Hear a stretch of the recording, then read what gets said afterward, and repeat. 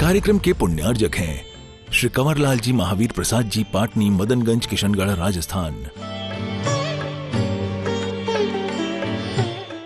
रहे हैं और उन्हीं ग्रंथों से कुछ चयनित गाथाओं पर हमारे विद्यार्थीगण प्रवचन करते हैं, जिन गाथाओं के माध्यम से पूज्य गुरुदेव ने हमें कुंद कुंद भगवान के रहस्य को समझाया है। उन रहस्य को संक्षिप्त रूप में हमारे विद्यार्थी जितना समझ पाते हैं अपनी बुद्धि से, वह यहाँ पर अपना व्याख्यान करते हैं। सबसे पहले मैं बुलाना चाहूंगा शास्त्रीय तृतीय वर्ष से बहन काजल जैन, जो आज श्री समय साल जी ग्रंथराज पर अपनी बात रखेंगी। बहन काजल।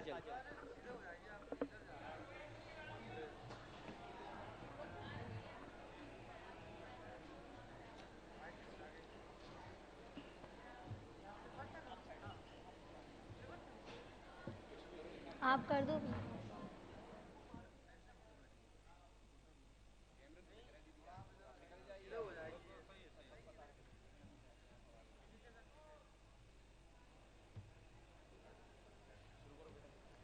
सभी लोग मंगलाचरण हेतु हाथ जोड़ लेंगे। ओम नमः सिद्धेभ्यः। ओम नमः सिद्धेभ्यः। जय श्री ओम नमः सिद्धेभ्यः। नमो अरिहन्ताणं नमो सिद्धाणं नमो आयर्याणं नमो वज्रायाणं नमो लोये सव्यसारणं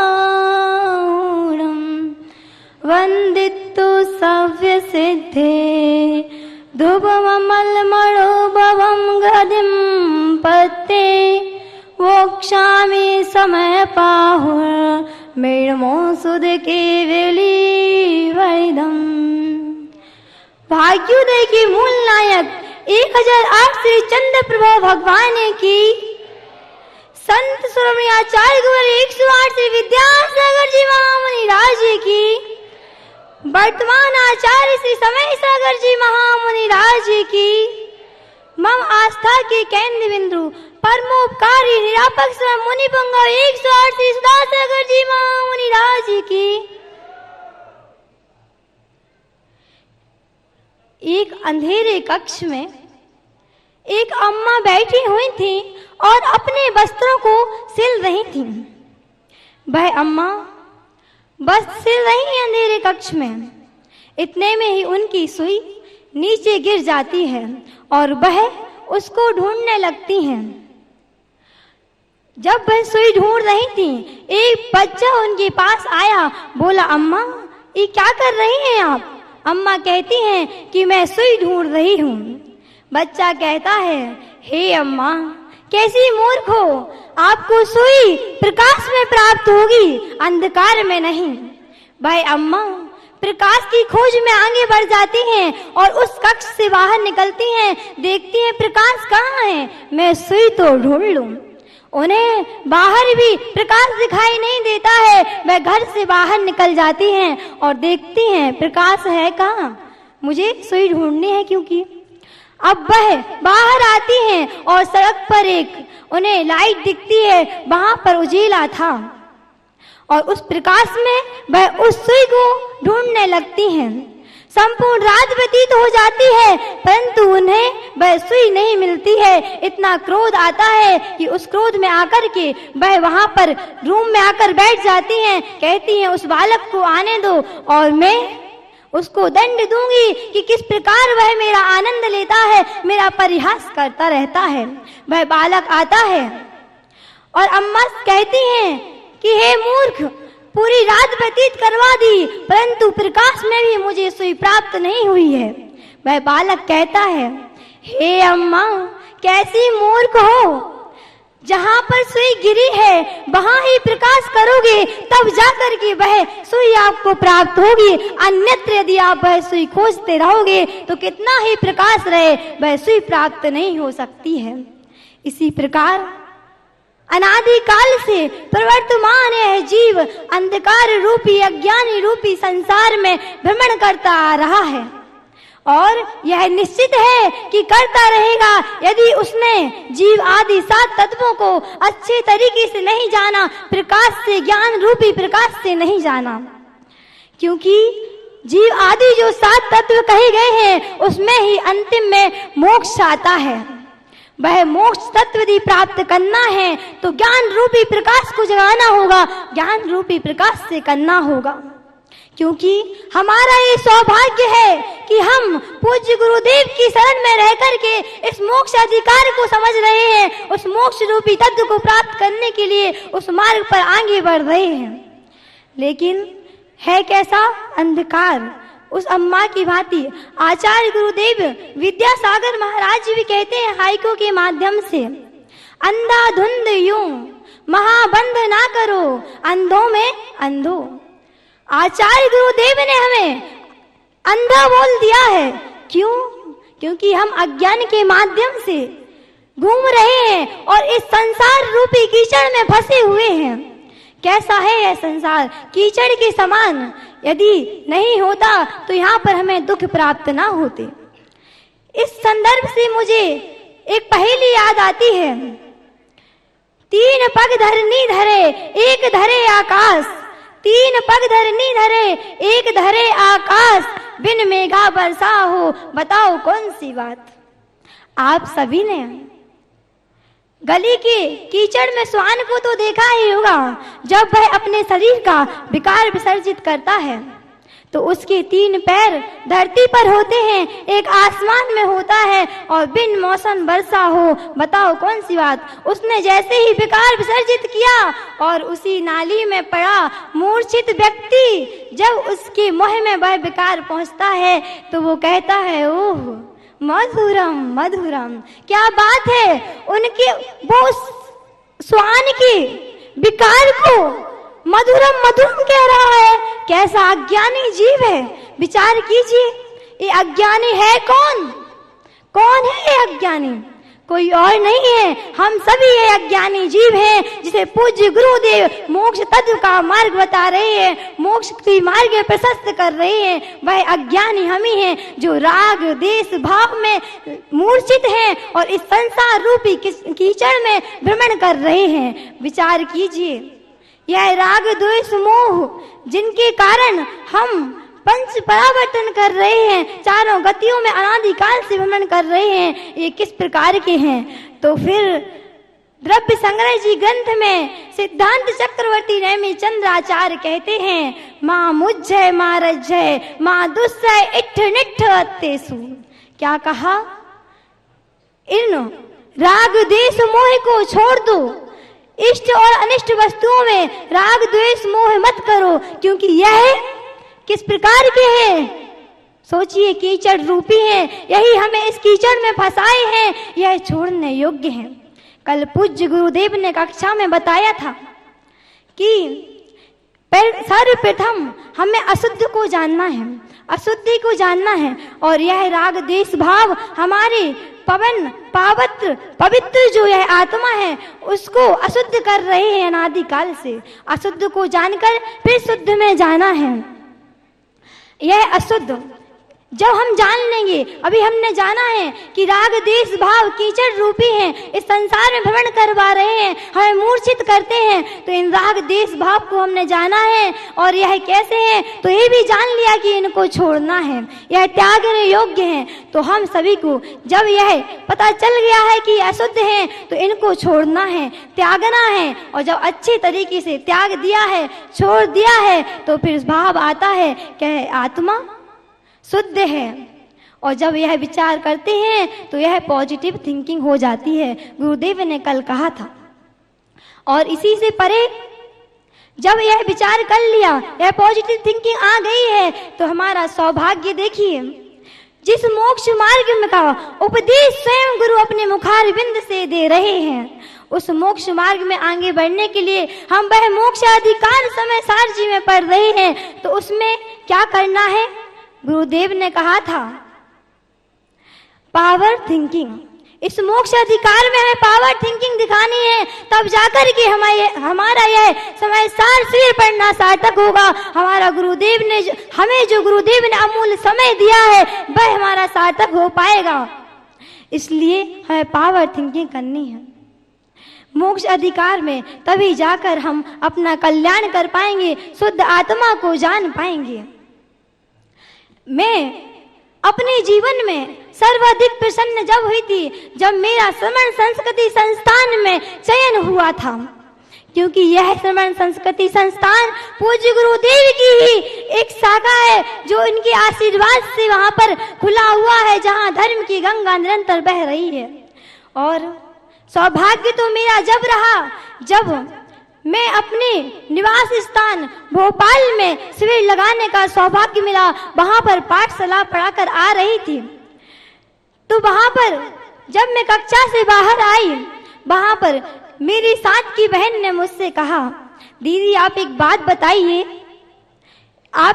बताइए कि आप में और मुझ में अंतर क्या है? लोग आज आपको विनय पूर्वक देख रहे हैं, आपसे स्वयं आकर जजमेंट करते हैं, परंतु यदि हम कभी कर लेते हैं तो वह हमें इग्नोर कर देते हैं। मैं कुछ कहती इससे पहले ही एक सज्जन व्यक्ति वहां पर थे, उन्होंने कहा, बेटा यही अंतर है कि हम साधारण माता पिता के पुत्र पुत्री हैं और यह संस्थान वासी पूज्य गुरुदेव के पुत्र पुत्री हैं, इसलिए इनको इस प्रकार के भाव मिल रहे हैं, इस प्रकार इनका समाज में आचरण दिख रहा है। और सर्वाधिक सौभाग्यशाली तो मैंने अपने आप को जब समझा अपने जीवन में, मैं सर्वाधिक प्रसन्न तो जब हुई जब मैं गुरुदेव के समक्ष आकर के और इस यहाँ पंडाल में बैठ कर के समय सार जी ग्रंथ का अध्ययन मैंने किया। इसी राग देश मोह को हमारे गुरु जी छुड़वा रहे हैं, हमें बता रहे हैं। और ग्रंथ आदि राशि समय सार जी ग्रंथ में भी कहा गया है, कुंद कुंद देवी के द्वारा रागो दोषो मोहो जीवस जे दु अनन्य परिणामा एदेन कारेण दु सद्दा यत्थि रागादि। अर्थात जो वह कीचड़ रूपी संसार में भ्रमण करवा रहे हैं, जो नेमी चंद्र देव ने छोड़ने योग्य कहे हैं, माँ मुझे माँ रज्जय माँ दुस्सय इट्ठ निट्ठ अर्तेसु, इन राग देश मोह को छोड़ दो। उसी में वही राग देश को कुंद कुंद आचार्य बता रहे हैं कि यह जीव के ही भाव है, यह जीव के ही भाव है, परंतु अनन्य परिणाम है। क्योंकि सद्दादि यत्थि रागादि, अर्थात जो शब्द आदि हैं उनमें यह राग देश भाव हो ही नहीं सकता है। क्यों? क्योंकि वह तो अचेतन है और राग आदि भाव चेतन रूप है, इसलिए यह जीव के ही अनन्य परिणाम है। और गुरुदेव ने बताया कि यह परिणाम जो है वह हमें क्या करा रहे हैं? कर्मबंध करा रहे हैं, जिसके कारण हम इस संसार रूपी कीचड़ में फंसे हुए हैं। इसलिए यह माँ रज्जय माँ दुस्सय इट्ठ निट्ठ अर्तेसु, इनको त्याग दो, छोड़ दो, जिससे ही हमारा कल्याण हो पाएगा। ऐसे परम उपकारी गुरुदेव जो स्वयं अपना अमूल्य समय दे करके हमारा मार्ग प्रशस्त कर रहे हैं, हमें मोक्ष अधिकार पढ़ा रहे हैं, ऐसे गुरुदेव के अनंतों अनंत उपकार हमारे ऊपर हैं। हम फिर भी प्रयास करते हैं कि अपनी कविता या फिर कोई लेख के माध्यम से उनकी इन महान परम उपकारों को हम वर्णित करें। लेकिन मैं कहती हूँ कि हम तो क्या, मैं तो क्या, आप सभी जितने बालक बालिकाएं हैं, यदि अपने देह में बह रहे रक्त के कण कण से भी उन परोपकारों की महिमा को गाना चाहो तो भी नहीं गा पाओगी, यह निश्चित है। क्योंकि जो अनंत उपकार है, आज हम यहाँ बैठे हैं तो उन गुरुदेव के कारण ही बैठे हैं। ऐसे गुरुदेव के अनंत उपकारों को मैं अपने मुंह से कह नहीं सकती, अपने विचारों में प्रकट नहीं कर सकती हूँ। बस गुरुदेव के चरणों में दो पंक्तियों के साथ मैं अपनी वाणी को विराम दूंगी। जितना दिया वीर प्रभु ने मुझको, जितना दिया वीर प्रभु ने मुझको, इतनी तो मेरी औकात ना थी, इतनी तो मेरी औकात ना थी, ये तो कृपा है मेरे सुधा बाबा की, वरना मुझ में कहाँ कोई बात थी, वरना मुझ में कहाँ कोई बात थी। बोले विश्व वंदे पंच परमेष्टि भगवान की जय। बहुत सुंदर व्याख्यान श्री समय साल जी ग्रंथराज पर हमारी बहन काजल जैन ने यहाँ पर दिया। देखिए, एक बात मैं आपसे कहना चाहूंगा कि जैसे बोलिए परम पूज्य निर्यापक श्रमण मुनि पुंगव श्री सुधा सागर जी महाराज की, सुधा सागर जी महाराज की, सुधा सागर जी महाराज की जय जयकार, जय जयकार, जय जयकार, जय जयकार।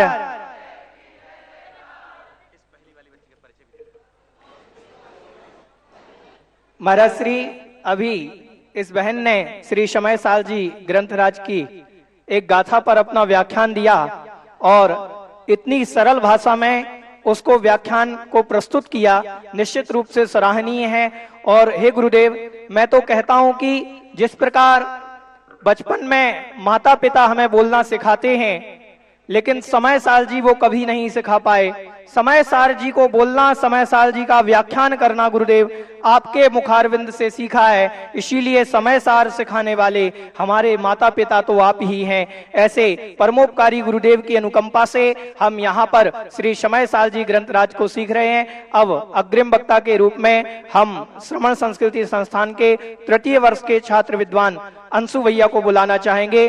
अंशु भैया आए और अपने समय साल जी ग्रंथराज पर अपनी बात रखें। अंशु भैया।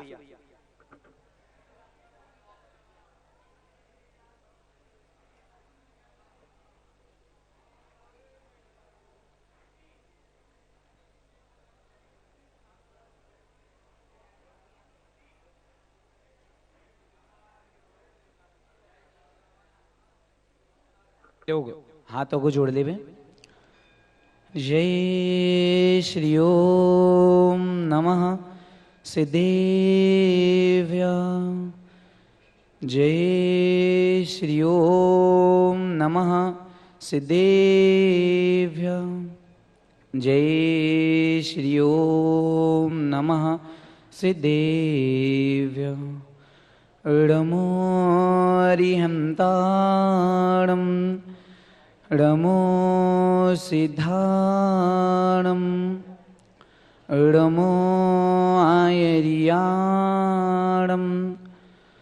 णमो वज्रायाणं णमो लोये सबसाहुणं। वन्दितु सब सिद्धे ध्रुवमलमणोभवं गदिं पत्ते बोच्छामि समय पाहुड मृणमो सुद केवली भड़िदम। जय बोलिए जगत पूज पंच परमेष्टि भगवान की जय हो। 1008 देवादिदेव आदिनाथ भगवान की जय हो। द्वादशांग जिनवाणी माता की जय हो। वर्तमान के वर्धमान आचार्य गुरुवर श्री विद्यासागर जी महाराज की जय हो। नवाचार्य श्री समय सागर जी महाराज की जय हो। जगत पूज्य निर्यापक संत मुनि पुंगव श्री सुधा सागर जी महाराज की जय हो। अढ़ाई दीपस्थ समस्त महामुनि राजों की जय हो। अहिंसा परमो धर्म की जय हो। आज हम इस विषय में जानने का प्रयास करेंगे, मैं कौन हूं, मैं आया कहां से हूं और मेरा वास्तविक स्वरूप क्या है। आचार्य गुरुवर हमेशा कहते हैं कि यह मन अपने विषयों में क्यों ना सोचता, कि यह मैं हूं और मैं अपने बारे में ही नहीं सोचता हूं, इसका कारण क्या है। पंडित दौलतराम जी अपनी कृति के माध्यम से कह गए कि जो व्यक्ति भी सुख चाहता है और दुख से डरता है वह अपनी आत्मा की बात सुनो। वर्तमान का व्यक्ति सुख तो चाहता है परंतु दुख से कदापि नहीं डरता। इसका एक कारण यह है कि वह सोचता है कि जो होगा वह देखा जाएगा, लेकिन वास्तविकता यह है कि जो होता है वह देखा नहीं जाता। एक व्यक्ति 40 किलोमीटर प्रति आवर की स्पीड से चल रहा है, आवश्यकता मात्र 40 की है, मित्र के कहने पर वह 40 को 120 में कन्वर्ट करता है और जा रहा है। जाते जाते ही वह एक्सीडेंट को प्राप्त होता है और दोनों आंखों को खो देता है और दोनों हाथों को खो देता है। अब उससे जाके पूछा कि जो हो गया वह देखा जा रहा है कि नहीं देखा जा रहा। वह कहता है कि जो हो गया है वह देखा नहीं जा रहा है, मेरे साथ ही ऐसा क्यों होता है। वह अपने कर्मों को रोने लगता है। हमारे गुरु कहते हैं कि जो होने वाला है उसको पहले से ही देखना है ताकि जो होगा वह अच्छे से देखा जाए। वर्तमान में 80 नहीं बल्कि 100% लड़ाई झगड़े और दुख व्यक्ति को मात्र इसी कारण से होता है क्योंकि वह दूसरों से अपेक्षाएं करता है। वह अपने स्वभाव को जानता नहीं है, वह दूसरों के स्वभाव को ही जानता रहता है कि यह ऐसा क्यों नहीं है, इसे ऐसा होना चाहिए था, अगर यह ऐसा होता तो और अच्छा होता, यह ऐसा क्यों नहीं है, मैंने इसके लिए बहुत किया, इसने मेरे लिए कुछ नहीं किया। यही व्यक्ति के दुख का कारण है।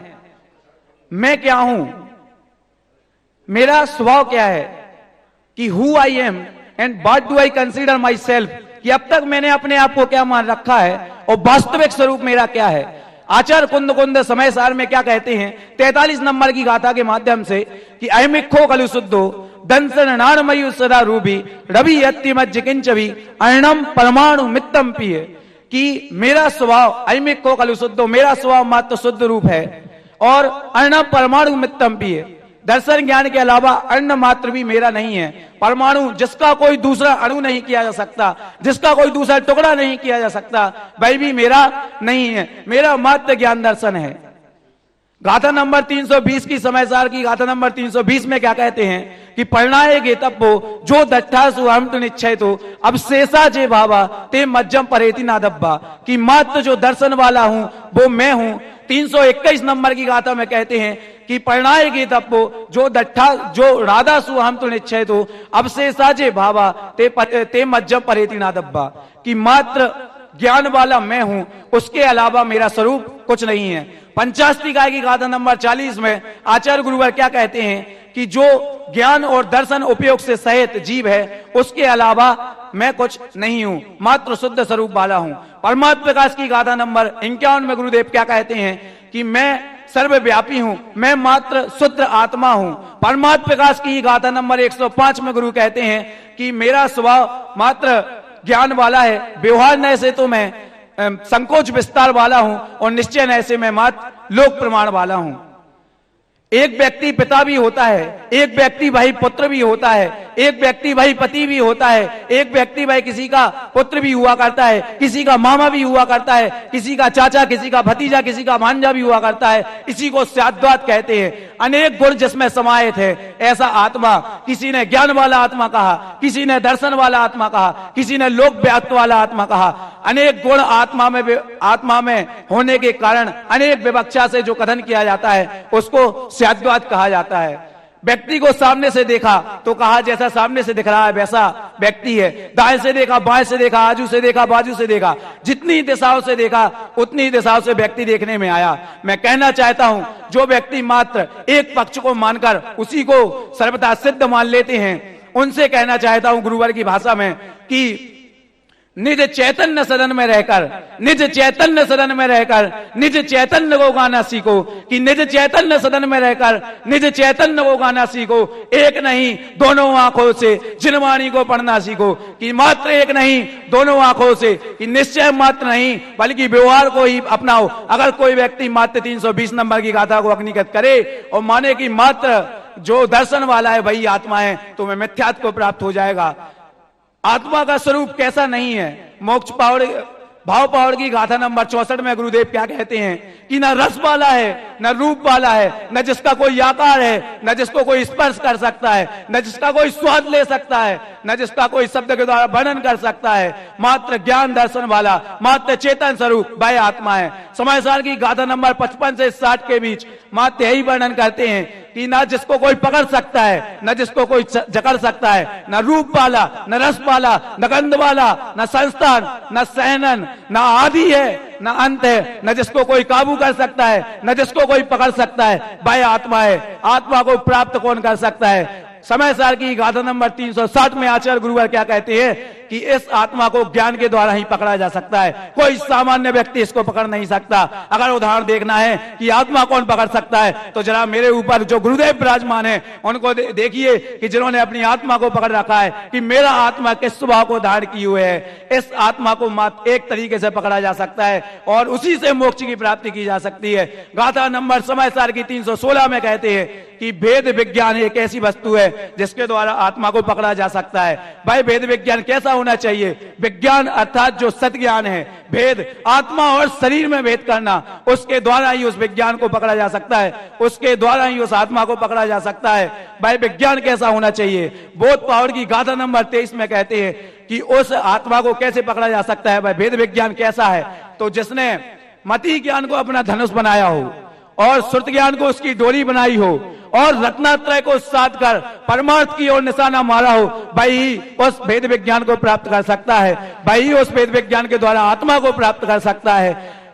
समाधि तंत्र की श्लोक संख्या 23 में क्या कहते हैं कि इंद्रियों के द्वारा आत्मा पकड़ में नहीं आ सकता। ऐसे भेद विज्ञान को जिन्हें धारण किया है कि ज्ञान कला जिनके घर जागी, ज्ञान कला जिनके घर जागी, ते जग माही सहज बैरागी, कि जिनके अंदर ज्ञान की कला जाग गई है वह जग से स्वयं बैरागों को प्राप्त हो जाया करते हैं। कि धन्य है गुरुवर, मैं यह प्रसंग कैसे भूल सकता हूं। 7 फरवरी सोमवार का वो दिन था, 4:30 का वो समय हो रहा था।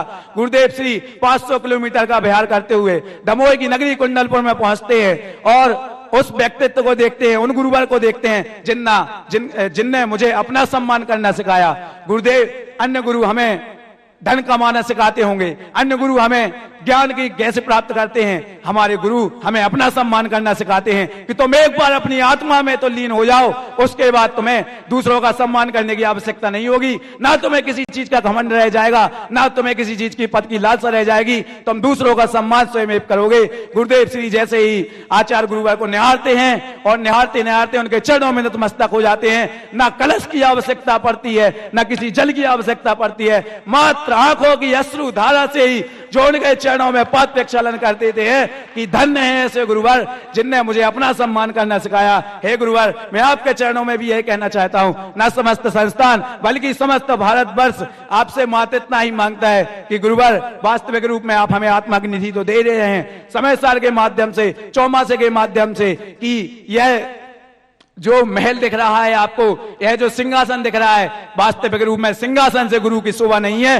गुरु से सिंहासन की शोभा है, गुरु से सागर की समाज की शोभा है। वास्तविक रूप से गुरु आप तो हमें बहुत दे रहे हैं, लेकिन बाबा मैं आपसे और मांगना चाहता हूं, क्योंकि आपका ही भक्त हूं, आपसे सलाम मांगता रहूंगा, हमेशा मांगता रहूंगा कि गुरुवर देना चाहो मुझे आप तो, देना चाहो मुझे आप तो, बस इतना भर दो कि श्वास श्वास अंतिम श्वासों में, कि श्वास श्वास अंतिम श्वासों में सुधा नाम भर दो, कि श्वास श्वास अंतिम श्वासों में जैसा आपने अडोल और अकंप अपना स्वरूप अपनाया है कि हे गुरुवर रहे अडोल अकंप निरंतर, यह मन दृढ़तर बन जावे, इष्ट वियोग अनिष्ट योग में सहनशीलता दिखलावे, कि जैसा आपका स्वरूप है कि वो मोक्ष पावर की गाथा नंबर 36 फलित होती है कि जिसने अपनी आत्मा के स्वरूप को, आत्मा का स्वरूप सम्यक दर्शन, सम्यक ज्ञान, सम्यक चारित्र, उसको जो उसकी आराधना करता है वो वास्तविक रूप से अपनी आत्मा की आराधना करता है। हे गुरुवर, आप भी उसी आराधना में लगे हुए हैं, अपनी आत्मा की आराधना कर रहे हैं और सिद्ध परमेष्टि में जो ज्ञान दर्शन है, भाई आप में ज्ञान दर्शन है,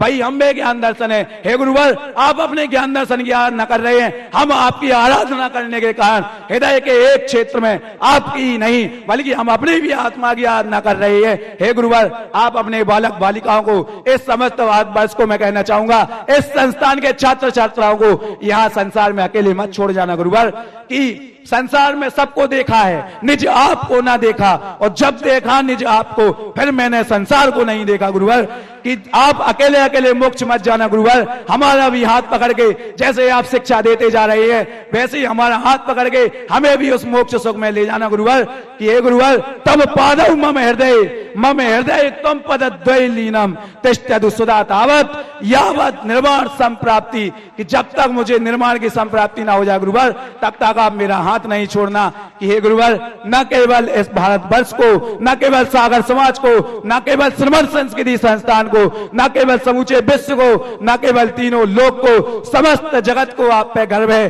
कि ना हवाओं को, ना फिजाओं को, ना घटाओं को, कि गुरुवर ना हवाओं को, ना फिजाओं को, ना घटाओं को, न सितारों को, न बहारों को, हे जैन जगत के दीप्तिमान सरोवर, कि हे जैन जगत के दीप्तिमान सरोवर, अमन के चमन की गगन की वसुंधरा को नाजे तुम पर, कि अमन की चगन की गगन की वसुंधरा को नाजे तुम पर। धन्य है ऐसे गुरुवर, तिनके चरणों में मैं सपरिवार वंदना करता हूँ। नमस्ते गुरुवर, नमस्ते। ये तो अभी झांकी है, ये तो अभी झांकी है, पिक्चर अभी बाकी है।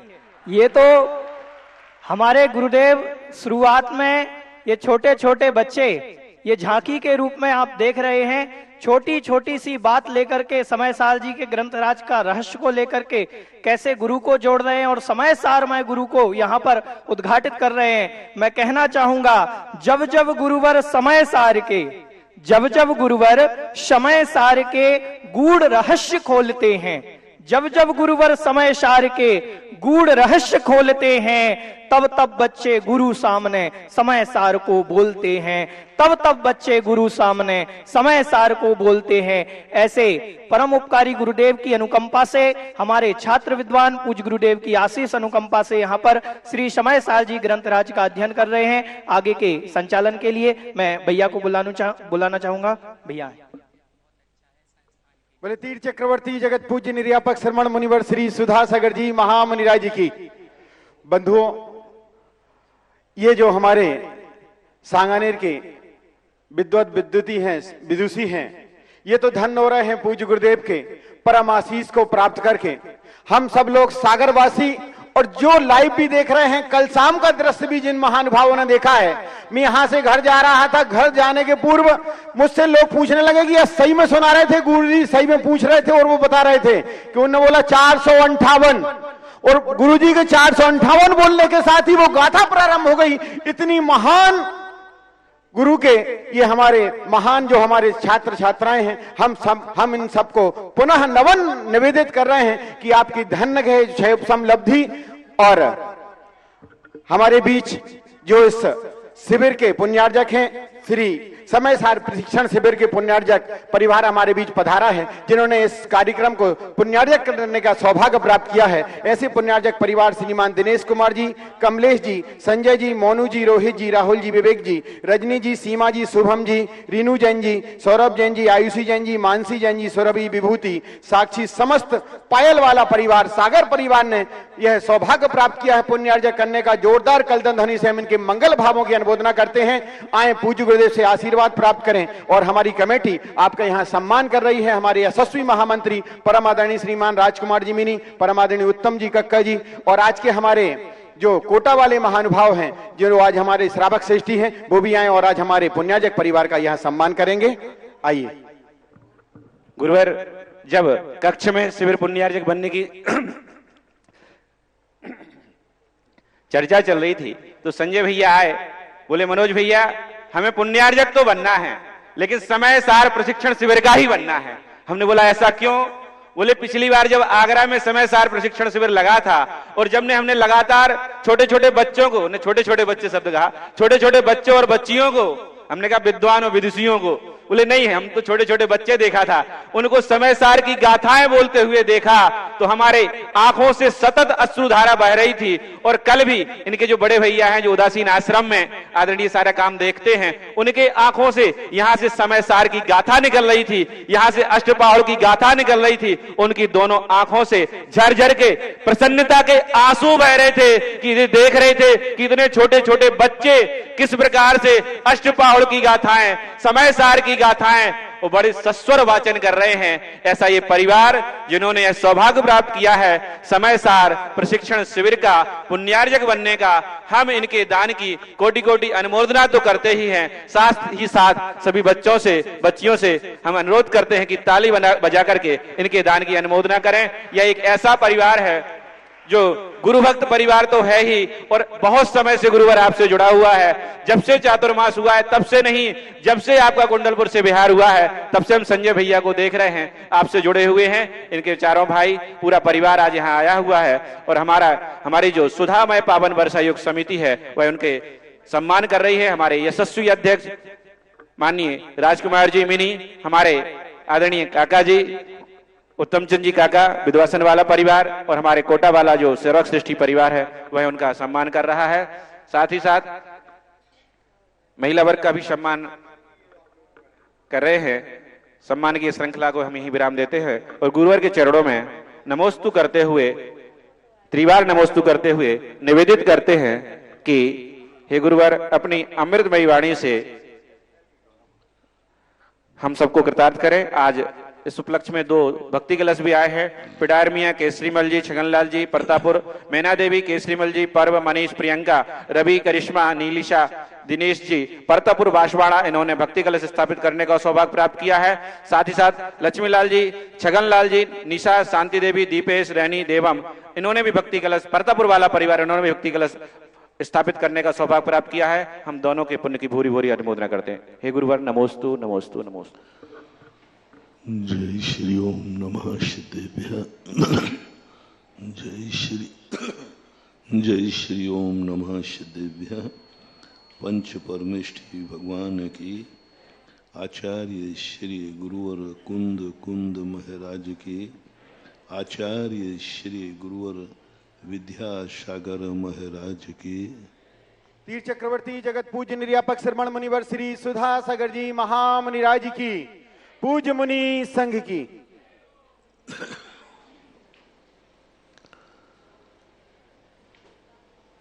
अपनी जिंदगी में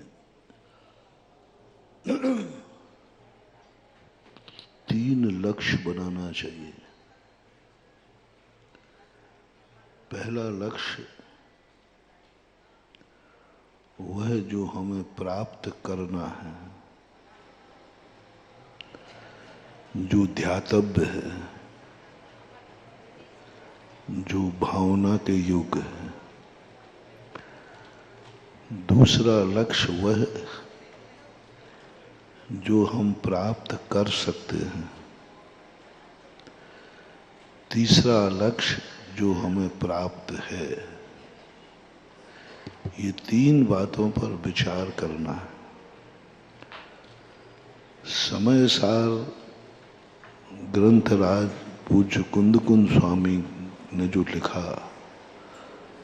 उसमें एवं भूत नय का विषय है, लेकिन हमारे लिए, खास तौर से आपके लिए, वो नैगम नय का विषय है। प्रातःकाल अपन समय सार की भाषा बोल रहे थे। हमने पहले ही दिन कहा था कि समय सार पढ़ते समय सार की भाषा आना चाहिए। कर्नाटक गए हो, कर्नाटक भाषा नहीं आती तो तुम्हारा वहाँ व्यवहार नहीं बनेगा। जर्मन जापान गए हो, यदि वहाँ की भाषा नहीं आती है तो तुम कोई भी सिद्धि नहीं कर पाओगे। अनारे व्यक्ति को यदि तुम आशीर्वाद भी दोगे तो पता नहीं बोलेगा गाली तो नहीं दे रहे। तो ऐसे ही हमारी जिंदगी में जब हम समय सार ग्रंथ को खोलें तो हमें समय सार की भाषा आना चाहिए। हमारी शैली उसी ढंग की होना चाहिए। हमारा मन, हमारा वचन, हमारी काया समय सार रूप होना चाहिए। मन भी हमारा समय सारमय होना चाहिए। हमारे शरीर के एक्शन समय सारमय होना चाहिए। हमारा वचन भी समय सार के मय होना चाहिए। जब चरणानुयोग कर पढ़ें तो हमने अपनी भाषा बदल दो। चरणानुयोग की भाषा अलग होती है। द्रव्यानुयोग पढ़ें तो निश्चय नय को अर्पित करो, मुक्त करो। चरणानुयोग पढ़ें तो व्यवहार नय को मुख्य करो। दोनों नए है ही नहीं है, लेकिन द्रव्यानुयोग के समय निश्चय नय का दृष्टिकोण वो चश्मा लगना चाहिए। चरणानुयोग आदि पढ़ो तो व्यवहार नय का चश्मा चढ़ना चाहिए। और कर्म सिद्धांत पढ़ो तो हमें अनुपचरित असद्भूत व्यवहार नय का चश्मा पढ़ना चाहिए। जब कषाय पाहुड़ पढ़ो तो हमें उपचरित सद्भूत व्यवहार नय का विषय रहना चाहिए। ये जितने नए हैं ये एक शैली है, एक भाषा है। हर नए की भाषा अलग है,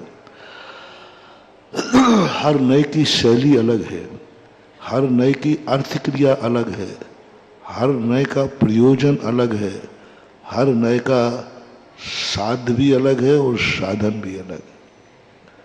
ऊपर से चल रहे हैं, समय सार में शुद्ध निश्चय नय, अशुद्ध नय भी नहीं, शुद्ध निश्चय नय की भाषा, उसका स्वरूप, उसकी अर्थ क्रिया, वो ही उसमें तन्मय हो जाओ। लक्ष्य भी निश्चय नय का, सोच भी निश्चय नय का, वचन भी निश्चय नय का, काया भी एकदम शांत निश्चय नय की होना चाहिए। काया का भी स्वरूप निश्चयमय होना चाहिए, व्यवहारमय नहीं। काया को हम उस समय निश्चय नय की अनुभूति करें। निश्चय नय में काया क्या है, निश्चय नय से काय क्या है, वो हमें अनुभव में आना चाहिए। निश्चय नय से वचन क्या है, अनुभव में आना चाहिए। निश्चय नय से मन क्या है, अनुभव में आना चाहिए। जैसे हम चरणानुयोग की तरफ जाते हैं तो हमें व्यवहार नय याद आना चाहिए। मन भी व्यवहारमय हो, वचन भी व्यवहारमय हो, काय की क्रिया भी व्यवहारमय हो। सब कुछ 24 घंटे का, जब तक हम चरणानुयोग का वाचन कर रहे, स्वाध्याय कर रहे, हमारी हर क्रिया में चरणानुयोग, कृत में चरणानुयोग, कारत में चरणानुयोग, करना चरणानुयोग है, कराना चरणानुयोग है, अनुमोदना चरणानुयोग की करना है। जो कुछ भी है सब कुछ उसी मय हो जाए, कुछ भी दूसरा नहीं रहे। जैसे ही आप कसायों की तरफ जाएं, तैसे ही आपको उपचरित सद्भूत नय व्यवहार आना चाहिए। उपचरित सद्भूत व्यवहार नय, क्योंकि हम जितने नैमित्तिक परिणाम हैं ये सद्भूत हैं, लेकिन उपचरित है, क्योंकि पर के निमित्त से उत्पन्न हुए। पर के निमित्त से जो उत्पन्न होते हैं आत्मा में परिणाम, वे सद्भूत हैं, आत्मा के हैं, लेकिन नैमित्तिक होने से वो उपचरित है। फिर अनुपचरित सद्भूत व्यवहार में क्या है? मति ज्ञानादि गुण। मति ज्ञानादि गुण पर्याय को समझना। मति शुद्ध ज्ञान, अवधि ज्ञान, मना पर्याय ज्ञान, चक्षु दर्शन, अचक्षु दर्शन, गुण और गुणी का भेद करना, दोनों को एक नहीं करना। निश्चय नय में भेद नहीं था। निश्चय में क्या पर्याय क्या पर्यायी, क्या गुण क्या गुणे, सब एक में एक है, एक ही है। एकत्व की अनुभूति होना चाहिए। पूज्यवर अमृतचंद सूरी महाराज ने लिखा है, निश्चय नय पानकवत है। पानक यानी पेय में अनेक वस्तुएं डली हैं, लेकिन पीते समय अनेक का स्वाद आ रहा है कि एक मेघ का स्वाद आ रहा है। मेचक शब्द का उन्होंने किया, मेचक का स्वाद नहीं आ रहा है, एक मेघ का स्वाद आ रहा है। वो स्वाद जैसे अमृत धारा है। अमृत धारा में तीन चीजें मिली हैं, तीन से अलग कोई चीज नहीं है। लेकिन पेपरमेंट का स्वाद अलग है, स्वभाव अलग है। अजवाइन के फूल का स्वभाव अलग है, नेचर अलग है, उसका परिणमन अलग है। और कपूर का स्वभाव अलग है, उसका कार्य भी अलग है। लेकिन तीनों मिल जाने के बाद जो कार्य होता है, स्वभाव होता, वो तीनों से नहीं होता। वो तीनों से नहीं होता। तीनों अलग अलग करेंगे तो वो कार्य नहीं होगा। तीनों मिलने के बाद जो पर्याय निकलती है, तीन के अलावा कुछ है नहीं और तीनों की वो पर्याय है नहीं, वो कार्य अलग ही होता है, उसका हमें अनुभव होता है। निश्चय नए गुण गुणी पर्याय से अलग नहीं है, लेकिन तीनों की समष्टि मिलाकर के अमृत धारा के समान हमारे लिए एक पृथक कार्य करता है। एक बिल्कुल पृथक, एक नया कंसेप्ट है ये, बिल्कुल नई परिणति है सृष्टि की। संयोग पर्याय, संयोगज पर्याय नहीं, संयोग पर्याय। संयोगज पर्याय अलग होती है और संयोग पर्याय, द्रव्य गुण पर्याय एक दूसरे से प्रभावित नहीं है। संयोग पर्याय एक हो गए हैं और हमें एकत्व की अनुभूति होती है। अनंत धर्मात्मक वस्तु होकर के भी हमें एकत्व की अनुभूति होती है। अहम को खलु शुद्धो, मैं एक हूं। कहाँ एक हो?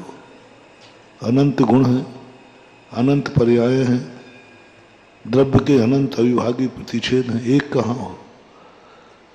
एक नहीं हो, पक्का है। अमृत धारा में एक चीज नहीं है, ये पक्का है। लेकिन अनुभूति जो हो रही है वो एक की हो रही है, तीनों की नहीं हो रही। अनेकांत की अनुभूति नहीं होती हमें। निश्चय नय, निश्चय नय में अनेकांत होता ही नहीं, एक होता है, अभेद होता है, अछेद होता है, अनेकांत होता ही नहीं, शादवाद होता ही नहीं। वो तो एक रूप होता है, ना अस्थि है ना नास्ति है। अस्थि कहना भी व्यवहार है, नास्ति कहना भी व्यवहार है। वस्तु ना अस्थि है ना नास्ति है, और अस्तु नास्ति के बिना कोई वस्तु है नहीं।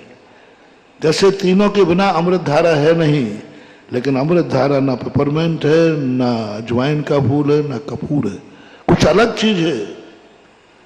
ऐसे ही निश्चय नय वाला कहता है कि वस्तु एक है और एक कोई वस्तु होती नहीं। वस्तु तो अनेकांतात्मक होती है। वस्तु उसी का नाम है कि अनेकांत। वस्तु अस्थिर रूप है, निश्चय नय कहता नहीं। वस्तु नास्ति रूप है, बोले नहीं। स्वचतुष्टय की अपेक्षा है, बोले नहीं है। परचतुष्टय की अपेक्षा नहीं है, बोले नहीं है। फिर क्या है? सत। अस्तित्व नहीं, सत। सत का नाम अस्तित्व नहीं है। अस्तित्व गुण हमारे जीव का लक्षण, द्रव्य का लक्षण नहीं है, सत लक्षण है। सत और अस्तित्व में बहुत अंतर होता है। अस्तित्व को जीव का लक्षण नहीं बनाया, सत को, अस्तित्व को द्रव्य का लक्षण नहीं बनाया, सत को बनाया। सत जो है अस्तित्व और नास्तित्व दोनों सा मिला हुआ है। इसलिए जब सत की अस्तित्व की परिभाषा के लिए अस्तिमान जो है वो अस्तित्व है, नास्तिमान जो है वो नस्तित्व है। लेकिन सत क्या है? अस्थि को सत कह दो ना, खत्म बात। सत यानी त्रिकालिक है नहीं। इसलिए पहला दुनिया के अंदर एक वस्तु ऐसी है जिसकी दो परिभाषाएं बनाना पड़ी। अभी तक किसी का भी लक्षण हमेशा एक होता है। वस्तु अस्तिमान है, यदि यही लक्षण होता तो एक ही परिभाषा बनती। वस्तु नास्तिमान है, यदि एक ही परिभाषा बनती। वस्तु सत्स्वरूप ही है, और सत्स्वरूप जो है वही निश्चय है। निश्चय नय अस्थि को ग्रहण नहीं करता, ये तो व्यवहार है। क्योंकि अस्थि नास्ति के सापेक्ष है। नास्ति का निषेध कर रही है। नास्ति कहते हैं तो अस्थि को गौण किया जा रहा है। निश्चय नहीं कहता है हम ना किसी को अलग करेंगे ना किसी को गौण करेंगे, हम दोनों को एक में करके एक का अनुभव करेंगे जो सत्य है। क्या दो परिभाषाएं बनाना पड़ी, एक नाशवान और एक अस्थिमान। सत्य है विनाश से अविनाश की परिभाषा, उत्पाद व्यय ध्रुव युक्तम सत सत द्रव्य लक्षण। यदि सीते सत को द्रव्य को लक्षण बना देते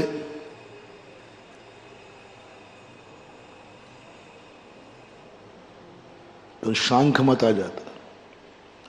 सांख्य मत द्रव्य का लक्षण सत बनाते हैं, अपरिवर्तनीय है, अविनाशी है, कूटस्थ है। सांख्य ने बनाई परिभाषा। वस्तु क्या है? शाश्वत है। वस्तु का लक्षण क्या है? शाश्वत, अविनाशी, सत्स्वरूपी है। ये सांख्य का लक्षण है। और जैनाचार्य भी यदि यही बना देते तो सांख्य मत अपना कोई अंतर नहीं था। इसलिए उन्होंने पहले बनाया सत क्या है? उत्पाद व्यय ध्रुव युक्तम सत। अब हम सांख्य मत से हट गए। शाश्वत का अर्थ कूटस्थ नहीं, जो प्रति समय परिणमन करता है वह सत्य है। कैसी परिभाषा? व्यतिरेक से अव्यतिरेक की परिभाषा, सत से विनाश की परिभाषा। यही तो मजा है, यही आनंद है। अलग कोई वस्तु है, सब वस्तुएं अलग हैं, दर्शन अलग है, ज्ञान अलग है, आत्मा अलग है, चारित्र, सबको एक करके एक का अनुभव करना ये निश्चय नय का चमत्कार है। ये निश्चय नय को सबसे बड़ा चित चमत्कारी का उज्ज्वल अमृत चंद सुन। चित चमत्कार, चित चमत्कार। चमत्कार किसे बोलते हैं? जो सहज कारणों से ना हो फिर भी कार्य हो रहा है, वो चमत्कार है। तीन के अलावा कुछ है नहीं, और अनुभव में तीन के अलावा कोई नई वस्तु का अनुभव हो रहा है। अमृत धारा एक नई वस्तु है, नई पर्याय है, नई परिणति है, उसका अनुभव हो रहा है। उत्पाद व्यय ध्रुव ये पर्याय हैं, मिटेंगी। ये पर्याय हैं, मिटेंगी। लेकिन मिटने वाली वस्तु से सत का लक्षण बना दिया। सत को कैसे पहचाने? बोलो जो मिट रहा है वही सत है ना? उल्टी बात। बोले जिसमें परिणमन हो रहा हो वह सत है, जो मिट रहा हो वह सत है। चमत्कार देखना, कितना बड़ा चमत्कार है। मिट रहा है उसमें सत का दर्शन करो। अरे मिटने में तो असत का दर्शन होगा। मिट रहा है उसमें अविनाश का दर्शन करो। उत्पाद हुआ, व्यय हुआ, ध्रुव हुआ, इन पर्यायों में, इन पर्यायों को मिटते हुए देखकर सत की अनुभूति हो जाए, यही चित चमत्कार है, यही समय सार है, यही निश्चय है। अस्थि में नहीं, शाश्वत में नहीं, अविनाशी में नहीं, मिटने में। मिट रहा है।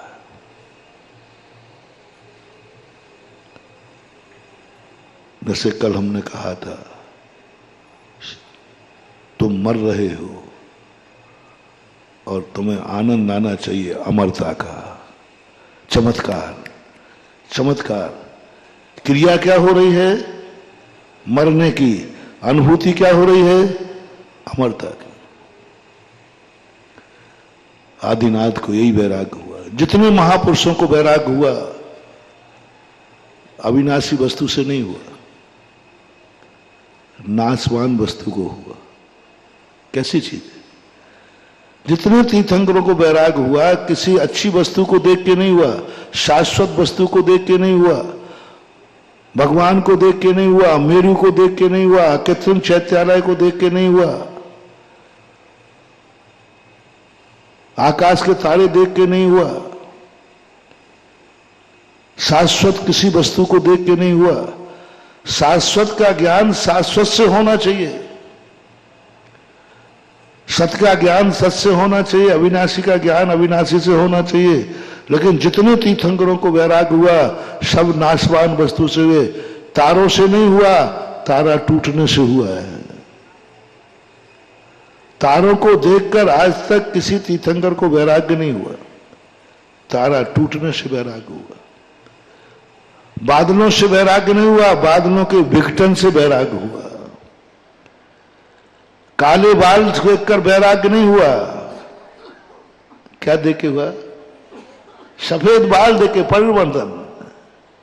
काले बाल देखकर आज तक किसी को वैराग्य नहीं हुआ, क्योंकि वो जन्म से ही रहते हैं। जो जन्म से हुआ नहीं वो अभी हुआ हो। नीलांजना का तो अपन को मालूम ही है। मौत को देखकर अमरता की अनुभूति, मौत को देखकर अमरता की अनुभूति। मृत्यु देखी है और अमर पद की तरफ चले गए।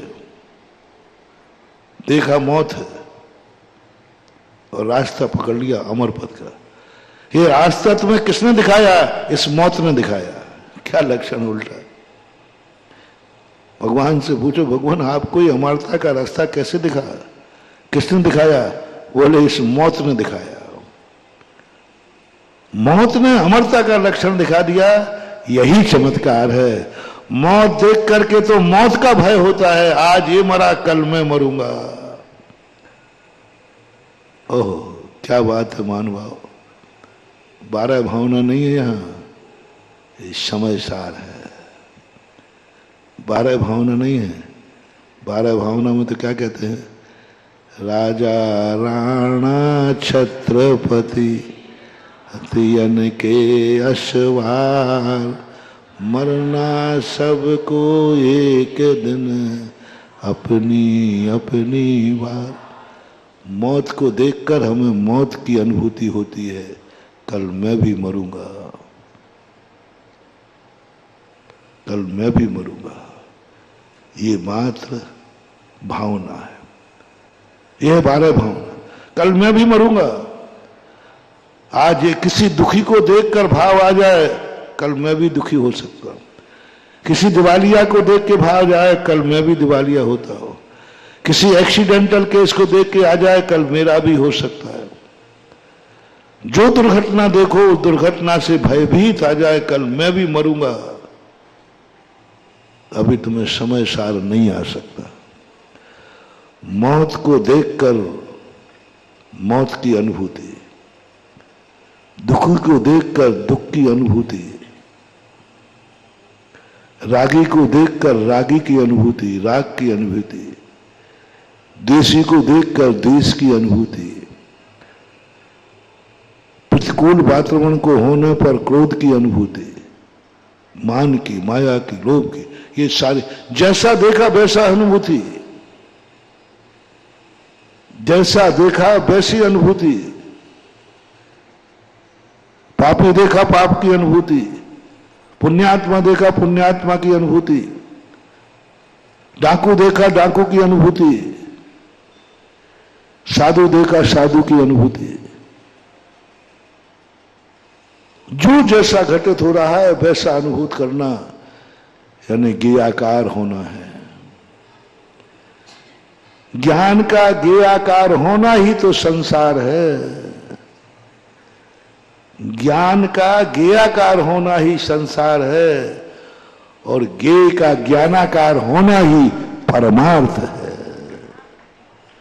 हमारा ज्ञान ज्ञेयाकार हो रहा है, ये डिब्बी है। हमारा ज्ञान ज्ञेयाकार हो गया और ज्ञेय ज्ञानाकार हो जाना यही परमार्थ है। हम ज्ञान को ज्ञेयाकार नहीं होने देंगे, ज्ञेय ज्ञानाकार होगा। और ज्ञेय ज्ञानाकार होने का अर्थ चमत्कार। मौत को देखकर मौत की अनुभूति तो दुनिया कर लेते है। रागी को देखकर राग उत्पन्न होना कौन सी बड़ी बात है, क्योंकि सामने क्या है?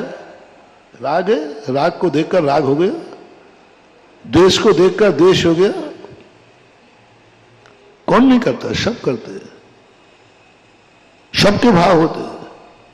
पापी को देखकर पाप का भाव हो जाना, सबके भाव होते हैं। लेकिन चमत्कार मौत को देखकर ये अनुभव नहीं आना कल मैं भी मरूंगा, ये मरा है मैं अमर रहूंगा, ये मरा है मैं अमर रहूंगा, ये दुखी है मैं सुखी हूं। दुखी को देखना है, चरणानुग की बात नहीं कर रहा हूं। चरणानुग तो यही कहता वो दुखी है तुम दुखी हो जाओ। दूसरे को दुखी देखकर तुम दुखी नहीं हुए तो तुम्हारी ये आंखें नहीं है, ये नारियल की नरेटी के 2 छेद हैं। दुखी को देखकर दुखी हो जाओ, मौत को देखकर मौत की अनुभूति करो। लेकिन निश्चय नहीं कहता है संसार को दुखी देखकर तुम सुखी हो जाओ। रागी को देखकर भी राग की अनुभूति। सामने क्या है? रागी। अनुभव क्या करना है? अभी क्या हो रहा था? रागी को देखकर, और अभी यहां क्या होना है? सामने रागी है और तुम्हारे लिए अनुभव क्या करना है? वीतरागी। मैं वीतरागी हूं। सामने कौन किसको देख रहा है? बोले रागी को। तुम्हें अनुभव क्या हो रहा है? वीतरागी का। इसी का नाम निश्चय है, इसी का नाम धर्म है। रागी को देखकर, रागी निमित्त मिलने पर वीतराग की अनुभूति होना, यह है चित्त चमत्कार। रागी को देखकर राग उत्पन्न हुआ, कोई चमत्कार नहीं, वो तो होता ही है। लेकिन रागी देख रहा है, वीतरागता की अनुभूति हो रही है। श्री पद्म पुराण जी में आया, रामचंद्र जी जब वीतरागी बने, विदेही रामचंद्र जी की गृहस्थ अवस्था की संगनी थी, रागनी थी। वो देव न्याय से रूप लेकर आई, क्योंकि रामचंद्र जी मेरे से बहुत राग करते थे, मेरे बिना तड़पते थे, मेरे बिना रोते थे, मेरे लिए दर दर की सीता को सब मालूम था कि रामचंद्र जी मेरे से कितना राग करते हैं। सीता भी करती थी, दोनों रागी थे। लेकिन आज वीतरागता, चित्त चमत्कार देखना, वही सीता अपना रूप लाकर के नाना प्रकार के हाव भाव करती है। जैसे जैसे सीता राग का प्रदर्शन करती है, वैसे वैसे रामचंद्र जी मुनि महाराज वीतरागता का अनुभव करते हैं।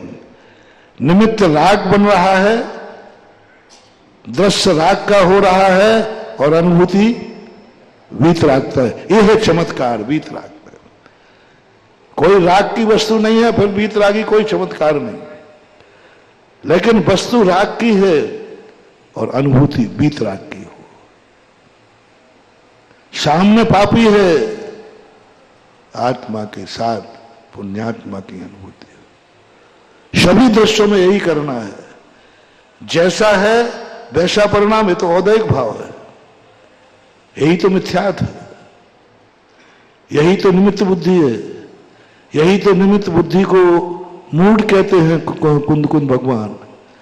जैसा निमित्त है, निमित्त के अनुसार उपादान ना हो, उपादान के अनुसार निमित्त दिखने लग जाए, वो रागी है। लेकिन तुम्हें वीतरागता की अनुभूति आनी चाहिए। परिचय यही तो है, यही तो चमत्कार है। संसार सुखमय है कि दुखमय है? दुखमय है। ज्ञानी व्यक्ति कहता है मुझे सुख की अनुभूति हो रही, वो मरा है, मुझे अमरता की अनुभूति हो रही। बोले कहां जा रहे? बोले अमर का रास्ते का। ये अमर का रास्ता तुम्हें कहां मिला? इस मौत ने दिया। नीलांजना ना मरती, ना उन्हें अमरता का लक्षण मिलता। बहुत बड़ी बात है मानव। यही क्षय संभाव, यही छायक भाव और यही वीतराग भाव, यही निश्चय का सबसे बड़ा चमत्कार है। सब वस्तु भेदात्मक है, लेकिन तुम्हें एक का अनुभव करना है, और वही तुम्हारी अनुभूति बन जाए। तुम्हें अलग से कोई दृश्य नहीं लाए जाएंगे। इन्हीं दृश्यों में देख करके, इन्हीं दृश्यों में देखकर तुम्हें कुछ ऐसी अनुभूति करना है जो दृश्य की अर्थ क्रिया भी नहीं। सीता की अर्थ क्रिया क्या थी? राग उत्पन्न करना, वो अर्थ क्रिया थी, प्रयोजन था, इसलिए वो आई थी। निमित्त अर्थ क्रिया में सफल ना हो जाए, उपादान अर्थ क्रिया में दृढ़ रह जाए, यही सबसे बड़ी, अभी बालक बोल रहे थे, अडोल अकंप निरंतर। इष्ट संयोग अनिष्ट संयोग कैसे भी आ जाए, मेरी अर्थ क्रिया नहीं बदलेगी। निमित्त की अर्थ क्रिया फैल कर देना, उपादान की अर्थ क्रिया सफल कर देना, यही निश्चय है। अपने में घटाओ। अपड़ी गमनम अपड़ी शरणम अपड़ी हरणम, धारणा नियति है। क्या बात कही भगवान। जैसे अभी मैंने कहा सामने राग है और मुमुक्षु को अनुभव में क्या आ रहा है, ऐसा ही संसार अवस्था में आत्मा कर्मों से लिप्त है, हार्ट कर्मों से लिप्त है, लेकिन शुद्ध उपयोगी को शुद्ध का आनंद आ रहा है, आत्मा शुद्ध है। कैसी? यही प्रज्ञा कहलाती है। दृश्य राग का है और प्रज्ञा को वीतरागता का अनुभव, उसकी प्रज्ञा जाग रही, वो ज्ञान से नहीं देख रहा है, वो आंख से नहीं देख रहा है। उस राग की मूर्ति को हम आंख से देखेंगे तो राग उत्पन्न होगा ही होगा। उस राग की मूर्ति को ज्ञान से देखेंगे तो स्पष्ट ज्ञान कहेगा रागनी है, ज्ञान कहेगा राग की मूर्ति है। ज्ञान तो जो है वो बता देगा। कुंदकुंद स्वामी ने एक नया आविष्कार किया, नहीं तुम ज्ञान से मत देखो, प्रज्ञा से देखो। ज्ञान से मत देखो, सम्यक ज्ञान से देखो। ज्ञान से मत देखो, ज्ञा स्वभाव से देखो। तुम ज्ञा स्वभाव से देखो, प्रज्ञा से देखो। और प्रज्ञा से तुम देखोगे, प्रज्ञा से तुम देखोगे तो राग बाहर बाहर दिखेगा, अंदर उसका चैतन्य स्वरूप वीतरागी दिख जाएगा। गेय में भी दिख जाएगा। राग रागनी पर्याय बन के रह जाएगी। एक स्त्री पर्याय है, ये पर्याय है। अंदर की जो आत्मा है वो स्त्री पुरुष नपुंसक पर्याय से ऊपर है, वो दिख जाएगी उन्हें उसी में प्रज्ञा के द्वारा। अपने यहाँ एक उदाहरण आता है, प्रज्ञा देखना। एक वेश्या का शव जा रहा था, गणिका का। एक कुत्ते ने देखा, एक कामी ने देखा, एक मुनिराज ने देखा। तीनों के ज्ञान में गणिका है, नगर नारी है। तीनों के ज्ञान, तीनों के ज्ञान में कोई अंतर नहीं है। लेकिन मुनिराज के ज्ञान में भी देखा ये गणिका है, लेकिन ज्ञान के पीछे प्रज्ञा ने देखा वेश्या के शरीर में भी। उन्होंने देखा, ओहो काश से आरिका बन जाती, ओहो वेश्या में आरिका दिख गई, वेश्या में आरिका दिख गई। ज्ञान तो कहता है वेश्या है और प्रज्ञा कहता है नहीं, यही आरिका भी बन सकती थी। उन्हें आरिका का रूप दिख गया। उनकी दृष्टि पड़ी आरिका पर, कामी की दृष्टि पड़ी वेश्या पर, कुत्ते की दृष्टि पड़ी मांस पर। वस्तु तीन थी या एक? वस्तु कितनी थी? कुत्ते की दृष्टि किस पर है, कामी की दृष्टि किस पर है, और महाराज की दृष्टि किस पर है? आरिका पर। यह है प्रज्ञा। ये ज्ञान का काम नहीं है, ये ज्ञान का चमत्कार नहीं है, ये प्रज्ञा का चमत्कार है। और जब प्रज्ञा जागती है तो ऐसा ही व्यक्ति, लोग कहते महाराज कैसे शुद्ध का अनुभव करें? आत्मा अशुद्ध है। प्रज्ञा सिद्धों में नहीं, अपन को प्रज्ञा पैदा करना है। सिद्धों को नहीं करना कर्म और आत्मा को अलग, कर्म आत्मा को तो अपन को अलग करना है। और हैं अब प्रज्ञा पहले जागे या कर्म पहले छूटे? कर्म और आत्मा अलग होगी तब प्रज्ञा जागेगी, या प्रज्ञा जागेगी तो कर्म जीव अलग होगा? नहीं महाराज, पहले कर्म जीव अलग हो जाए तो अपने आप प्रज्ञा जाग जाएगी, फिर क्या करोगे? क्या प्रज्ञा का छैनी कब चाहिए है? मूर्ति बन गई तब? अरे मूर्ति बनने के बाद छैनी की क्या जरूरत? जब तक मूर्ति नहीं बनी तब छैनी की कीमत है, और यहां प्रज्ञा को छैनी कह रहे हैं। सिद्ध भगवान को छैनी की जरूरत नहीं, वो तो मूर्ति बन चुके। अपन को जरूरत है, हमें और आपको जरूरत है। हमें छैनी चाहिए, हमें प्रज्ञा चाहिए, और प्रज्ञा का चमत्कार करना है कि आत्मा 8 कर्मों में लिप्त है, आत्मा अशुद्ध है, शरीर के अंदर है, फिर भी प्रज्ञा के माध्यम से हमें वह शुद्ध चैतन्य स्वरूप आत्मा अनुभव में आ रहा है। उदाहरण देखना, सामने राग की मूर्ति है कि वीतराग की? बोलो, अनुभूति किसकी है? इसी प्रकार हमारी आत्मा इस समय शुद्ध है कि अशुद्ध है? बोलो, अशुद्ध है, अपराधी है, 8 कर्मों की बेड़ियों में जकड़ी है। प्रज्ञा का अर्थ क्या? देखो, पन्ना ये घितव्य शब्दों का प्रयोग किया। साक्षात तुम्हें ग्रहण नहीं होगा। साक्षात बनने के लिए तो तुम्हें सिद्ध बनना पड़ेगा। अभी संसार के लिए समय सार लिखा जा रहा है, तुम क्या करोगे? तो तुम प्रज्ञा से अपने आप को, आत्मा को अलग करो, साक्षात शरीर से नहीं। पहले अलग करो प्रज्ञा से। और इसी बात का प्रैक्टिकल पूज्यवर सुखचंद्र आचार्य महाराज रूपातीत ध्यान में कराते। प्रज्ञा से, ध्यान से, अपने ध्यान से, अपनी प्रज्ञा से शरीर से रहित हो जाओ, ध्यान में रहित करो, अपनी ही अर्थी को अपने कंधे पर ले जाओ, अपनी ही अर्थी के आगे कहता जा, अरहंत नाम सत्य है, राम नाम सत्य है, इसका नाम समय सार। बहुत बार दूसरों की अर्थियों के सामने बोला है। क्या बोला? दूसरे के अर्थी पे कंधा लगाया, बोला राम नाम सत्य है, अरहंत नाम सत्य है। समय सार क्या कहता है? अपनी ही अर्थी के आगे कहता जा, अरहंत नाम, अपनी अर्थी के सामने स्वयं को बोलना है। इतना भेद विज्ञान। शरीर डेड बॉडी है और प्रज्ञा बोल रही है अरहंत नाम सत्य है। प्रज्ञा के माध्यम से शरीर डेड हो गया, शरीर जल गया, शरीर राख हो गया। अग्नि धारणा के अंदर पूज्यवर सुखचंद महाराज ने कहा, प्रज्ञा के द्वारा जला दो अग्नि को, शरीर को राख राख कर दो। प्रज्ञा रूपी प्रज्ञा के माध्यम से पूरा शरीर जला दिया, 8 कर्म जला दिए, फिर बहुत जोर से हवा चलाई, राख को उड़वा दिया, फिर बहुत जल की वर्षा कराई, जल धारणा, सब शांति हो गई। अब तू शरीरातीत, कर्मातीत, तू चैतन्य स्वरूप आत्मा है प्रज्ञा के द्वारा। शरीर अभी ज्यों कहते हो, कहीं गया नहीं। प्रज्ञा के द्वारा उन्होंने शुद्धत्व की अनुभूति करा दी। जैसे भीतरागी को रागी के व्यक्ति के देख करके भीतरागता की अनुभूति हो गई,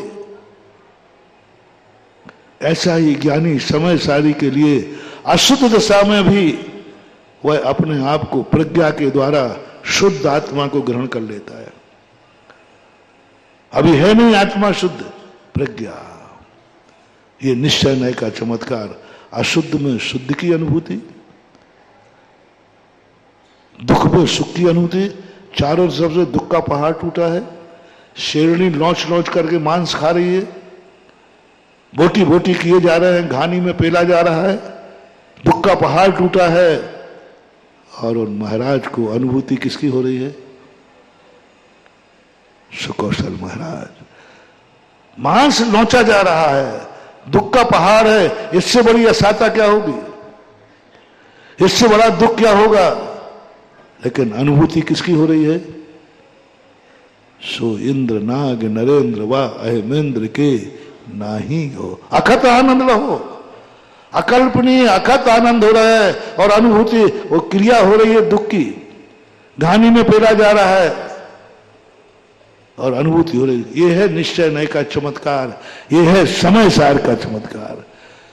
आज तक कोई मंत्र ऐसा नहीं हुआ, मंत्रों से भी महामंत्र है समय सार। आज तक कोई मंत्र ऐसा नहीं हुआ कि आग से शरीर जल रहा हो और उसे अनुभूति नहीं हो रही हो। मंत्र इतना कर सकते हैं कि अग्नि में कूदोगे तो जलोगे नहीं, अग्नि में कूदोगे तो जलोगे नहीं, लेकिन समय सार तो उससे बड़ा है, तुम जलते रहोगे लेकिन तुम्हें जलन की अनुभूति नहीं होगी। कितना अंतर है दोनों में। मंत्र ने क्या कर दिया, तुम्हें एक कवच दे दिया, जाओ अग्नि में चले जाओ, तुम जलोगे नहीं, यानी वहां जलने की अनुभूति नहीं हो रही। कौन सा चमत्कार, जलने की अनुभूति नहीं हो रही। पैर में जूते पहने कांटों पे निकल जाओ, वहां का देखो मैं कांटों में से चल के आया हूं, तो जूते पहने थे इसलिए चल के आ गए। वहां तुम्हें जलन की तो अनुभूति नहीं, कांटे की चुभन की अनुभूति नहीं। समय सार कहता है, निश्चय नहीं कहता है, मेरे पास मंत्र भी बड़ी शक्ति है, शरीर जलता रहेगा तुम्हें जलने की अनुभूति नहीं होगी। कितना बड़ा चमत्कार निश्चय नहीं का। शरीर जलता रहेगा, जली राख होता रहेगा, मांस नौचती रहेगी सेलनी, दुख का पहाड़ है, क्रिया दुख की हो रही है और अनुभूति परमानंद की हो रही है। यह है चित्त चमत्कार। चित्त चमत्कार सब बार बार प्रयोग किया आत्मख्याति टीका में। यह है चित्त चमत्कार, यह है निश्चय में। कभी करके देखना, हमने निश्चय वालों से कहा था, मैंने कहा यह है चित्त चमत्कार।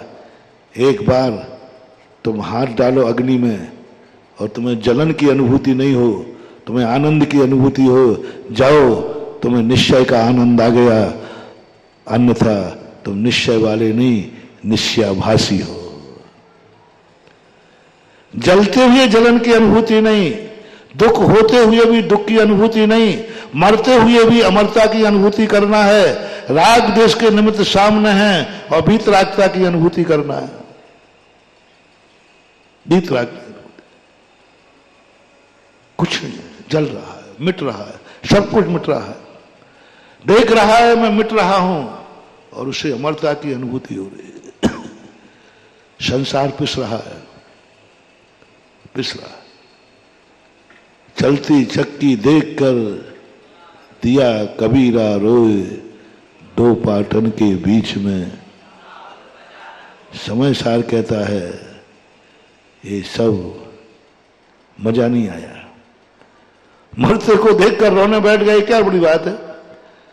दुख आया और दुखी हो गए, कर्म जैसा आया वैसा करने लगे तो कठपुतली हो। कुछ चमत्कार दिखाओ, चमत्कार। तो फिर उनका बेटा था, उसने कहा पापा क्यों रो रहे हैं? अरे बेटा देख, दो पाटन के बीच में कोई भी साबुत बचने वाला नहीं है, सब मरेंगे, तू भी मरेगा। अरे तू भी रोने बैठ जा। ज्यादातर लोग रोने वाले को देखकर स्वयं रोने लग जाते हैं। ये चरणानुग प्रधानी है, दूसरे को रोता देखकर स्वयं रोने बैठ जाते हैं, स्वयं रोने बैठ, दूसरे को दुखी देखकर स्वयं दुखी हो जाते हैं, दूसरे को दुश्मन देख करके स्वयं दुश्मन हो जाते हैं, दूसरे को क्रोधी देखकर स्वयं क्रोधी हो जाते हैं, दूसरे को मानी देखकर मान आ जाता है, मायाचारी देखकर मायाचारी आ जाता है, ये मायाचारी करा मैं भी करूंगा, लोभी को देखकर लोभ जाग जाता है। ये निमित्त बुद्धि होती, ज्यादातर यही है। समय सार कहता है नहीं। अब कमाल कौन है?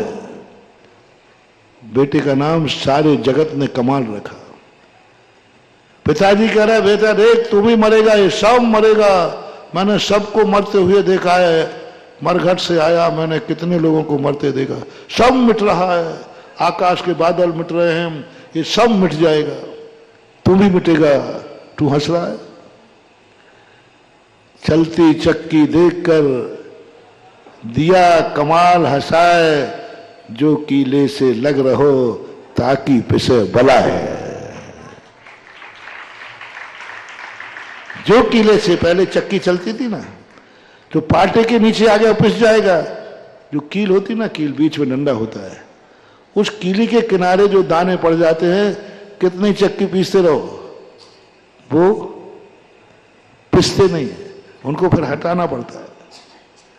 वो पिसते नहीं है क्योंकि वो कील से चिपक गए। और कील से चिपका हुआ व्यक्ति कितना भी चक्की चल जाए कभी हटने वाला नहीं है। इतनी चक्की चल गई, मर गया होगा अब तो, इतनी चक्की चल गई पिस गया होगा अब तो, कौन बचेगा। लेकिन जैसे ही चक्की का पाट उठाया, वो दाने सुरक्षित हुआ। अरे तू इतनी बड़ी चक्की में कैसे बच गया।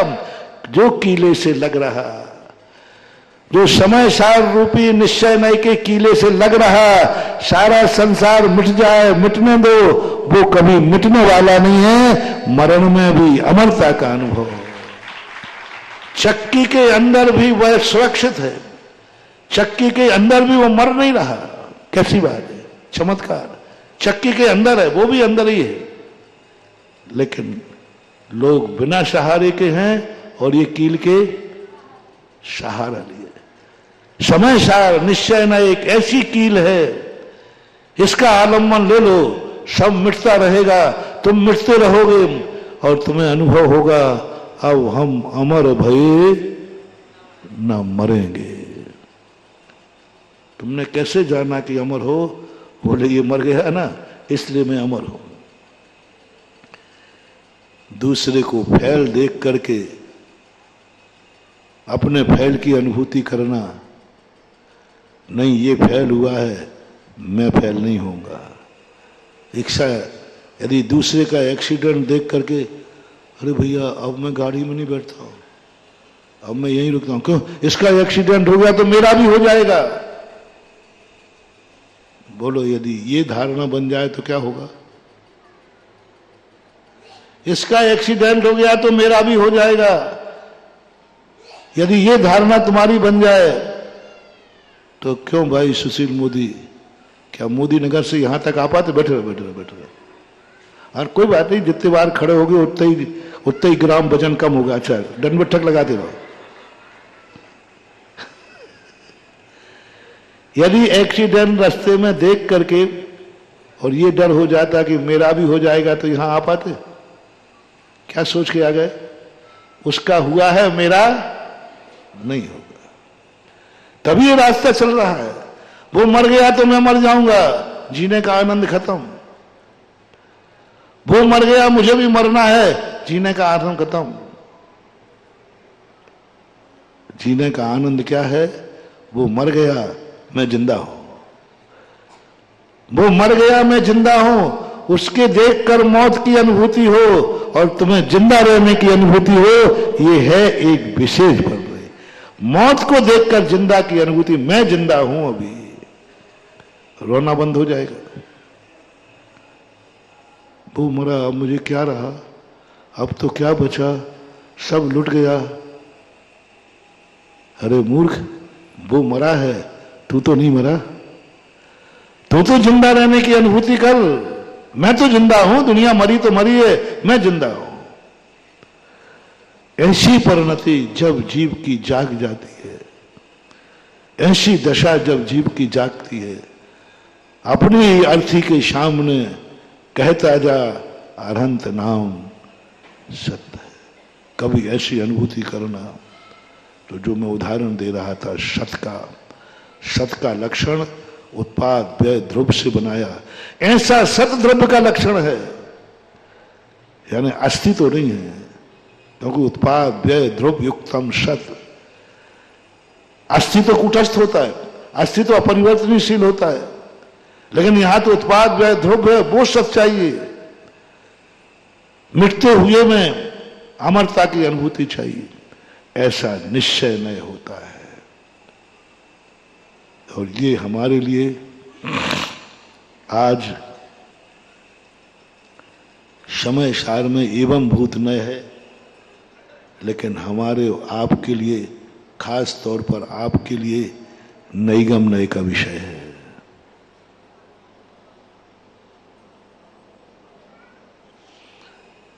समय सार में किसका वर्णन है? एवं भूत नय का वर्णन है, जो मैंने अभी कर दिया। क्या आप ऐसा अनुभव कर पाओगे? रागी मुद्रा को देखकर वीतरागी का अनुभव करोगे? माँ बाप को देख करके वीतरागी भाव आएगा कि राग भाव आएगा? तुम्हारी माँ, तुम्हारी पिताजी सामने आए, उनको देखकर राग भाव जाएगा या वीतराग भाव? अपने मकान को देखकर राग भाव जाएगा कि वीतराग भाव? अपने शरीर के प्रति राग भाव आएगा कि वीतराग भाव? इसलिए समय सार ग्रस्त के लिए खास तौर से नैगम नय का विषय है। तुम नैगम नय के अनुसार समय सारी हो, समय सार नहीं नैगम नय का। समय सार तो एवं भूत नय का है, लेकिन वही समय सार ग्रस्तों के लिए नैगम नय का विषय है। नैगम नय का विषय है, तभी तुम सम्यक दृष्टि हो। सम्यक दृष्टि को नैगम नय के अनुसार समय सारी बनना पड़ेगा। यदि वो समय सारी नहीं बन पाया तो वो सम्यक दृष्टि नहीं। संकल्प ग्राही नैगमा, मैं ऐसा बनूंगा, मैं एक दिन ऐसा बनूंगा कि सब मरण मौत मिटता हुआ दिखेगा और मैं अमरता का अनुभव करूंगा। चारों तरफ राग देश का वैभव भरा रहेगा, मैं वीतरागी बनूंगा। संसार दुख होगा, मैं सुखी बनूंगा। ये तुम्हारा एवं भूत नय बन रहा है। विचार कर लें, क्या तुम अपने आप को तद्रूप कर सकते हो जो मैंने अभी बता दिया? मम्मी पापा को देख करके माँ बाप का भाव नहीं आना चाहिए। एक गेय है, एक गेय है, मात्र जानना है। प्रज्ञा के द्वारा गेय को नहीं हटाना, गेय को नहीं हटाना, प्रज्ञा के द्वारा संबंध हटाना है। मां बाप से नहीं आना चाहिए। प्रज्ञा का कमाल क्या है? दो श्रावक खड़े हुए थे, एक तुम्हारे पिताजी थे, एक सामान्य था। दिट्टी स्वयं पिनानम। जैसा पहले को देखकर तुम्हें कोई भाव नहीं आया, एक श्रावक है, ऐसा ही पिताजी को देख करके पिता शब्द नहीं आना चाहिए। ये प्रज्ञा का चमत्कार है।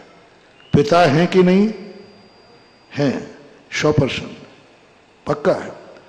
लेकिन देखते ही तुम्हारे मन में पिता का भाव नहीं आवे, दोनों में सामान्य श्रावक हैं, ऐसा भाव आवे, समझ लेना प्रज्ञा जाग गई। और यही प्रज्ञा आपकी चमत्कारी है। प्रज्ञा किसे कहते हैं? हटाना नहीं है किसी को। पिता शब्द जो संबंध है, पिता कोई वस्तु नहीं है, पिता कोई वस्तु नहीं है, पिता संबंध का नाम है। पिता किसका नाम है? वस्तु नाम की कोई पिता होते ही नहीं। बेटा कोई बेटा नहीं है, संबंध का नाम बेटा है।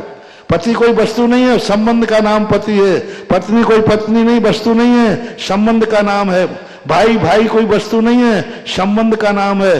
दोस्त कोई दोस्त नहीं है, संबंध का नाम है। भगवान और भक्त कोई वस्तु नहीं है, संबंध का नाम है। गुरु और शिष्य कोई वस्तु नहीं है, संबंध का नाम है। टाइटल है, पदार्थ है, संबंध के नाम है। जितने भी हैं संबंध, बस संबंध अनुभव में आ रहा है या वस्तु अनुभव में आ रही है। एक उदाहरण दे रहा हूं। दोनों श्रावक हैं, उनमें से दोनों में श्रावकपना अनुभव में आ रहा है कि एक को आ रहा है ये मेरा पिता है। यदि पिता को देखकर पिता की अनुभूति हुई, समझ लेना तुम्हें ज्ञान तो है लेकिन प्रज्ञा। और प्रज्ञावान व्यक्ति क्या कहेगा? वो कहे संबंध तो मैंने तोड़ दिया। प्रज्ञा रूपी छेनी से, प्रज्ञा रूपी छेनी से किसी पदार्थ को नहीं काटना है, किसी पदार्थ को नहीं काटना है। वर्णादि अनुरागादि को निज भाव से न्यारा किया, वो संबंध काटना है। प्रज्ञा रूपी छेनी से वो संबंध काटना है। देखते हुए भी मुझे पिता का रूप नहीं दिख रहा है, मेरे अनुभव में नहीं आ रहा है। मुझे पता ही नहीं चल रहा पिता खड़ा है, मुझे तो अनुभव आ रहा है श्रावक खड़ा है। प्रैक्टिकल प्रैक्टिकल करो, प्रैक्टिकल करो। आपको पिताजी को देख के पिता का भाव आएगा कि नहीं? पिता का भाव क्या परिणाम बता रहा है? आप चरण छूने बैठ गए, क्योंकि आपने पिता को देखकर चरण छू लिए। इसका अर्थ है आपको देखकर पिता का भाव आया। अब देखना, मुनि महाराज का देखना प्रज्ञा के द्वारा।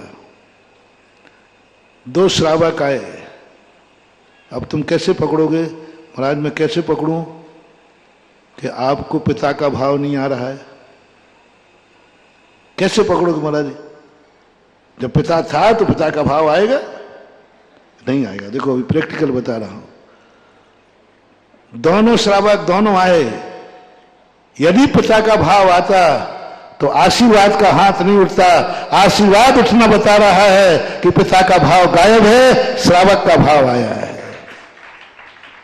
बोलो साधु के सामने पिता आएगा तो पैर छुएगा कि आशीर्वाद देगा? तुम्हारे सामने आया था तो तुम भी कल से आशीर्वाद देना शुरू करो। पापा इस कार्यक्रम के पुण्यार्जक थे श्री कंवरलाल जी महावीर प्रसाद जी, पाटनी, मदनगंज, किशनगढ़, राजस्थान।